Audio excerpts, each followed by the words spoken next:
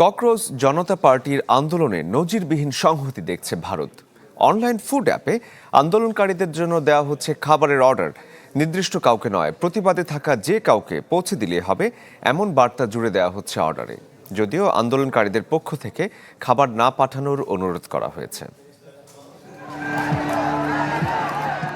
নরেন্দ্র মোদী জমানায় সবচেয়ে বড় ও স্বতঃস্ফূর্ত সরকার বিরোধী বিক্ষোভের সাক্ষী হচ্ছে দিল্লি।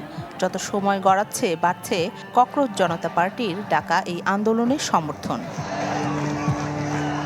চলমান বিক্ষোভে দেখা গেছে সংহতির এক নতুন নজির। দেশের বিভিন্ন প্রান্তের মানুষ অনলাইনে খাবার অর্ডার করে পাঠাচ্ছেন দিল্লির যন্তর মন্তরে আন্দোলনরত ছাত্র যুবাদের জন্য। জনপ্রিয় online food delivery app Swiggy, জোম্যাটোর মাধ্যমে পৌঁছে দেওয়া হচ্ছে খাবার। সামাজিক যোগাযোগ মাধ্যমে ছড়িয়ে পড়া বিভিন্ন পোস্টে দেখা গেছে মুম্বাই, বেঙ্গালুরু, কলকাতা, হায়দ্রাবাদ সহ বিভিন্ন শহর থেকে শত শত মানুষ খাবারের অর্ডার দিচ্ছেন। কারো নির্দিষ্ট নামে এসব খাবার অর্ডার দেওয়া হচ্ছে না।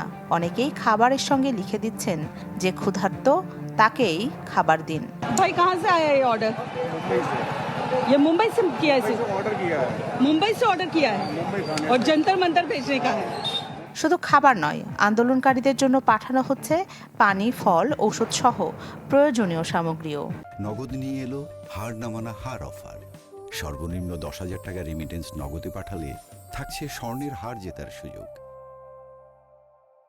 এসব শিক্ষার্থীদের কাছে পৌঁছে দিতে নিরলসভাবে কাজ করছেন স্বেচ্ছাসেবকরা। আন্দোলনে সরাসরি অংশ নিতে না পারলেও এভাবেই তারা আন্দোলনকারীদের পাশে দাঁড়াচ্ছেন। মেডিকেল ভর্তি পরীক্ষায় প্রশ্নপত্র ফাঁস ও ভারতের পরীক্ষা ব্যবস্থায় অনিয়মের অভিযোগ এনে শিক্ষামন্ত্রী ধর্মেন্দ্র প্রধানের পদত্যাগের দাবিতে চলা এই আন্দোলন এখন দেশজুড়ে আলোচনার কেন্দ্রে। উত্তপ্ত হয়ে উঠেছে ভারতের রাজনীতি। রাখি জেসমিন, চ্যানেল 24।